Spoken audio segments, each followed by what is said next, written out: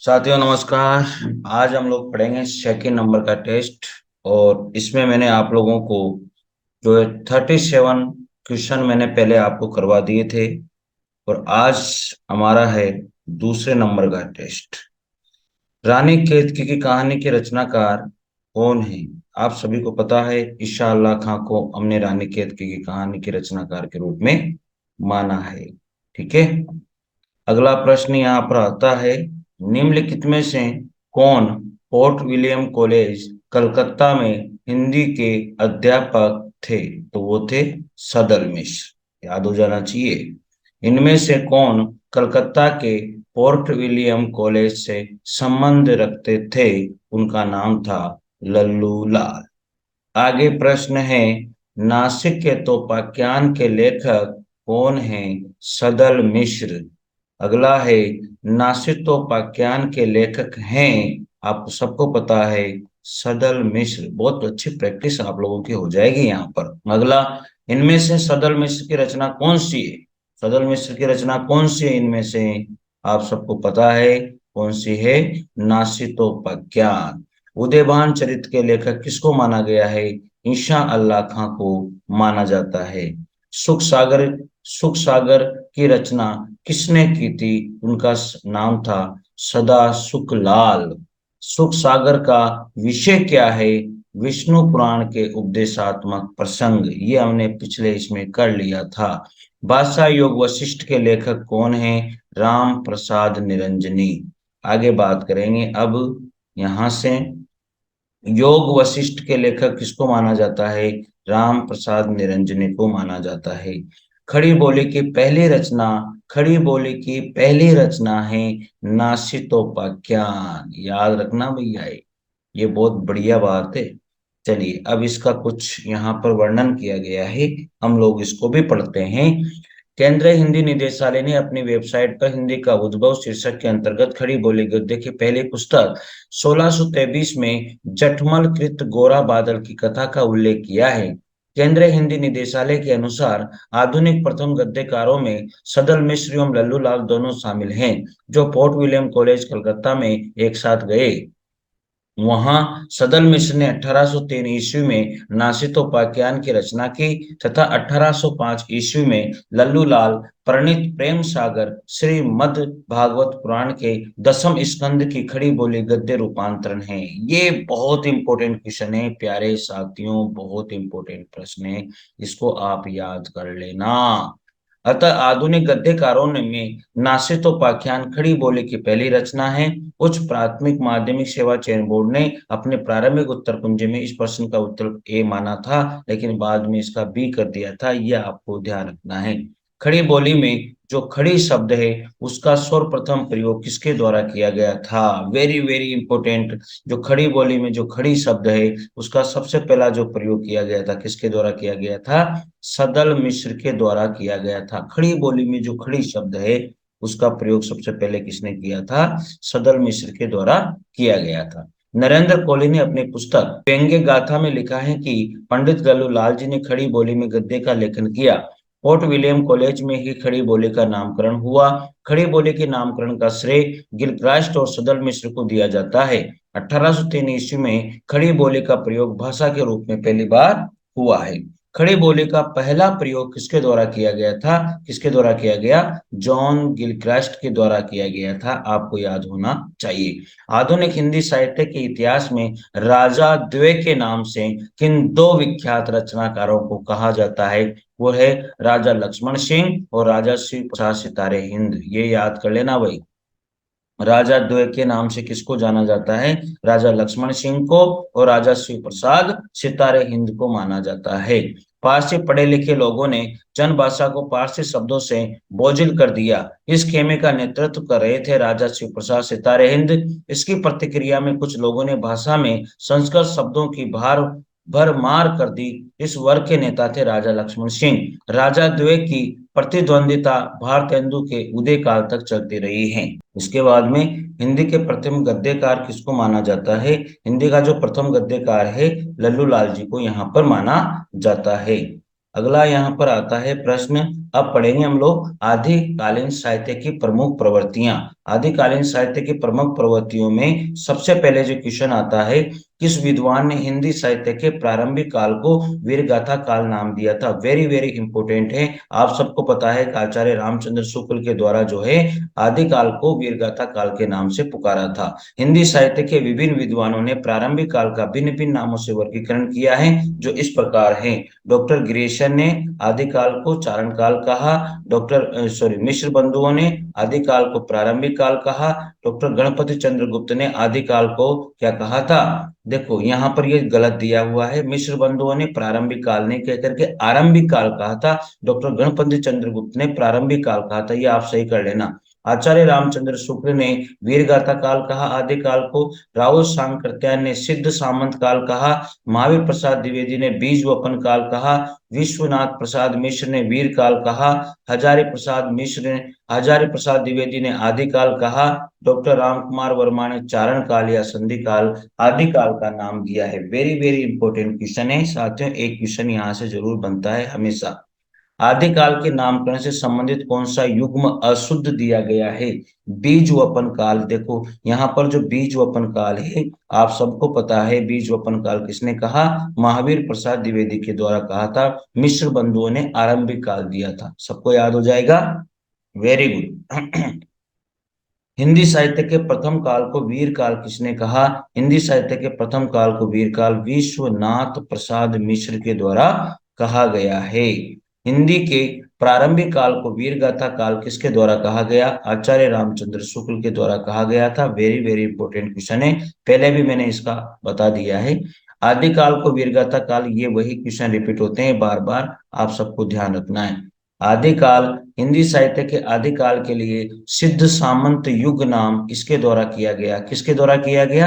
राहुल सांकृत्यायन के द्वारा किया गया है। आदिकाल को सिद्ध सामंत युग किसने कहा? राहुल सांकृत्यायन के द्वारा कहा गया है। पहले भी क्वेश्चन रिपीट हुआ है। आदिकालीन हिंदी साहित्य को सिद्ध सामंत काल किसके द्वारा कहा?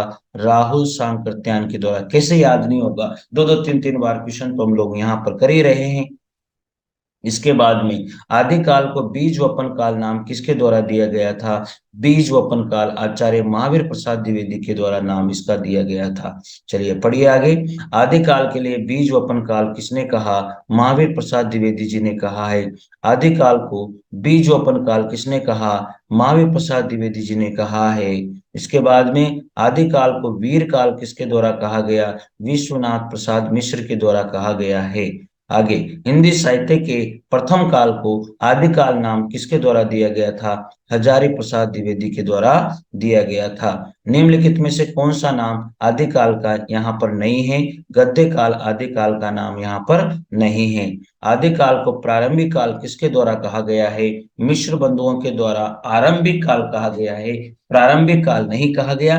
लेकिन यहाँ पर ऑप्शन में गणपति चंद्रगुप्त नहीं दिया है, इसलिए ऑप्शन हम मिश्र बंधुओं को ही यहाँ पर राइट मानेंगे। आगे है, ठीक है, ये आपकी बात समझ में आ गई होगी। ये सारी की सारी बातें मैंने पहले बता दी है। आगे बात करेंगे। आचार्य रामचंद्र शुक्ल ने आदिकाल को क्या नाम दिया? वीरगाथा काल कहा। राहुल सांकृत्यायन ने सिद्ध सामंत काल कहा। हजारी प्रसाद द्विवेदी जी ने आदिकाल ही कहा। मिश्र बंधुओं ने प्रारंभिक काल कहा, लेकिन प्रारंभिक काल न कहकर उन्होंने आरंभिक काल नाम दिया था। यह आप लोगों को याद रखना है, ठीक है। बौद्ध धर्म से जुड़े हुए साहित्य की भाषा कैसी थी? बौद्ध धर्म से जुड़े हुए साहित्य की भाषा यहाँ पर पाली भाषा को माना जाता है। प्राकृत भाषा के विविध रूप हैं, उनमें पाली प्राकृत का संबंध बौद्ध धर्म के ग्रंथों से है और अर्धमागधी का संबंध जैन धर्म के ग्रंथों से है। जहां जहां बौद्ध धर्म का प्रचार हुआ वहां वहां पाली भाषा पहुंची और जैन धर्म के साथ अर्धमागधी यानी कि अर्धमागधी का जैन धर्म से और पाली प्राकृत का संबंध जो है बौद्ध धर्म से रहा है। यह आपको याद रखना है। आगे बात करते हैं, निम्नांकित में से अपभ्रंश प्रभावित हिंदी रचना कौन सी रही है? अपभ्रंश से प्रभावित हिंदी रचना भरतेश्वर बाहुबली रास यहाँ पर रही हैं। याद हो जाएगा, दिक्कत नहीं है। अपभ्रंश में रास नामक पली सरस कृति बरतेश्वर बाहुबली रास रही है, 1184 ईस्वी में लिखी गई थी, जिसे विद्वानों ने रास परंपरा का प्रथम ग्रंथ घोषित किया है, क्योंकि रास काव्य की सभी प्रवृत्तियों के बीज इसमें प्राप्त हो जाते हैं। साथ ही हिंदी साहित्य के ऐतिहासिक विकास की दृष्टि से इस ग्रंथ का बहुत महत्व है। खुमाण रासों के 43 छंद प्राप्त हुए हैं। इस काव्य के कवि का नाम तो अज्ञात है, परंतु एक स्थल पर दलपति विजय शब्द देखकर आलोचकों ने अनुमान लगा लिया है कि दलपति विजय ही खुमाण रासों का कवि था। डोला मारोला दोहा के कवि कल्लोल हैं। डोला मारोला दोहा अपने मूल रूप में उपलब्ध नहीं है। यह लोक काव्य दोहाबद्ध था और मौखिक परंपरा में सुना और गाया जाता था। आगे अपभ्रंश प्रभावित हिंदी रचना कौन सी है? आप सबको पता है, भरतेश्वर बाहुबली रास। आगे है 11वीं शताब्दी में रचित लोक भाषा काव्य कौन सा है? ढोला मारूरा दोहा। लोक भाषा काव्य इसलिए कहा जाता है क्योंकि ये मौखिक रूप से परंपरागत रूप से सुना जाता है और गाया जाता था। ढोला मारूरा दोहा 11वीं शताब्दी में रचित एक लोक भाषा काव्य है। दोहा घना पुराना अछही पंक्ति इसकी प्राचीनता की ओर संकेत करती है। मूलतः दोहों में रचित इस लोक काव्य को 17वीं शताब्दी में कुशलराय वाचक के रूप में चौपाइयां जोड़कर विस्तार किया गया। शालिभद्र सूरी की रचना इनमें से कौन सी है? भरतेश्वर बाहुबली रास जो रचना है वो शालिभद्र सूरी की रचना यहाँ पर मानी जाती है। शालिभद्र सूरी की रचना का नाम भरतेश्वर बाहुबली रास है। मुनि जिन विजय ने इस ग्रंथ को जैन साहित्य की रास परंपरा का प्रथम ग्रंथ माना है। इसकी रचना 1184 ईस्वी में शालिभद्र सूरी ने की थी। ये अपने समय के प्रसिद्ध जैन आचार्य तथा अच्छी कवि थे। इस ग्रंथ में भरतेश्वर तथा बाहुबली के चरित्र का वर्णन किया गया है। साथ ही ये सारी चीजें आपको याद होनी चाहिए। पंच पांडव चरित्र के रचयिता किसको माना जाता है? शालिभद्र सूरी को पंच पांडव के रचयिता, पंच पांडव चरित्र रास के रचयिता माना जाता है। पंच पांडव चरित्र रास के रचयिता शालिभद्र सूरी नामक प्रसिद्ध जैन आचार्य एवं उच्च कोटि के कवि हैं। भारतेश्वर बाहुबली रास नामक ग्रंथ इनकी एक अन्य प्रसिद्ध रचना है, जिसे रास परंपरा का प्रथम ग्रंथ माना जाता है। 23 नंबर का जो क्वेश्चन है उसके बारे में भी आप देख लीजिए। देखिए, अपभ्रंश शब्द का सबसे पहले उल्लेख किसके द्वारा किया गया था? पतंजलि के द्वारा किया गया था। बहुत इंपॉर्टेंट क्वेश्चन है, हर किसी को याद नहीं होता। पर अपभ्रंश शब्द का सबसे पहले उल्लेख किया था पतंजलि ने। अपभ्रंश शब्द का सबसे पहले उल्लेख महाभाष्यकार पतंजलि ने किया था, जिससे पता चलता है कि संस्कृत या साधु शब्द के लोक प्रचलित विविध रूप अपभ्रंश कहलाते थे। अवट भाषा से क्या तात्पर्य है? अवट भाषा से तात्पर्य ग्रामीण अपभ्रंश भाषा। कौन सी भाषा? ग्रामीण अपभ्रंश भाषा। पढ़िए, यहाँ पर पूरा दिया गया है। इसमें अवट अपभ्रंश शब्द का विकृत रूप है। इसे अपभ्रंश का अपभ्रंश या प्रवर्ती अपभ्रंश कह सकते हैं। अवट अपभ्रंश आधुनिक भारतीय आर्य भाषाओं के बीच की संक्रमणकालीन या संक्रांतिकालीन भाषा है। इसका कालखंड 900 ईस्वी से 1100 ईस्वी तक निर्धारित किया जाता है। अवट को अपभ्रंश और पुरानी हिंदी यानी ग्रामीण अपभ्रंश के बीच की कड़ी माना जाता है। अवट भाषा के प्रमुख रचनाकार अधमान अब्दुल रहमान, संदेश रासाय, संदेश रासक, दामोदर पंडित, उक्ति व्यक्ति प्रकरण, ज्योतिश्वर ठाकुर, वर्ण रत्नाकर, विद्यापति, कीर्तिलता। इन रचनाओं के और रचनाकारों के नाम भी आपको याद रखना है। अवट भाषा के प्रमुख रचनाकार अदहन या अब्दुल रहमान ने कौन सी लिखी? संदेश रासक। दामोदर पंडित ने उक्ति व्यक्ति प्रकरण, ज्योतिश्वर ठाकुर ने वर्ण रत्नाकर और विद्यापति ने कीर्तिलता। ये अवट भाषा में लिखी गई रचनाएं रही हैं। अवट में शिक्षा के लिए कौन सा रूप मिलता है? वो रूप है शिक्षा। शी क खा, शी ख खा। अवट में इस तरह का रूप यहाँ पर मिलता है। अपभ्रंश के प्रवर्ती रूप को अवट नाम दिया गया। अवट में शिक्षा शब्द के लिए शिखा रूप यहाँ पर मिलता है। आगे है, अधिकांश साहित्य इतिहासकारों के अनुसार हिंदी के प्रथम कवि किसको माना जाता है? सरहप्पा को माना जाता है। याद आपको रखना है। अधिकांश साहित्यकारों के अनुसार हिंदी के प्रथम कवि का नाम सरहप्पा है। याद रखना। राहुल सांकृत्यायन ने 7वीं शताब्दी ईस्वी के सरहपाद को हिंदी का प्रथम कवि माना। उनका मूल नाम राहुल भद्र था। जो सरहपाद थे उनका मूल नाम क्या था? राहुल भद्र था। और उनके सरहप्पा सरहपा, सरोज वज्र पद्य और पद्य वज्र नाम भी मिलते हैं। वे बौद्ध धर्म की वज्रयान और सहजयान के प्रवर्तक तथा 84 सिद्धों में से एक थे। उनकी कविता में अपभ्रंश का साहित्यिक रूप छूट गया है तथा बोलचाल की भाषा जो आरंभिक हिंदी है प्रयुक्त हुई है। सरहपाद की रचनाओं का संपादन राहुल सांकृत्यायन ने किसमें किया था? दोहा कोश में किया था। किसके द्वारा? राहुल सांकृत्यायन के द्वारा।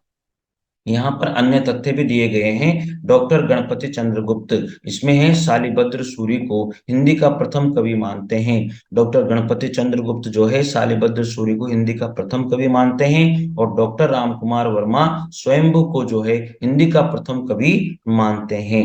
आगे है सिद्धों का जो प्रथम कवि माना जाता है वो कौन सा माना जाता है? सरहप्पा को माना जाता है। सरहपाद को हिंदी का प्रथम कवि किसके द्वारा माना गया था? पंडित राहुल सांकृत्यायन के द्वारा माना गया था। राहुल जी ने हिंदी भाषा का प्रथम कवि किसे स्वीकार किया है? किसे स्वीकार किया? सरहपा, सरहपा, सरहपा को स्वीकार किया है। याद हो जाएगा, कोई दिक्कत नहीं है।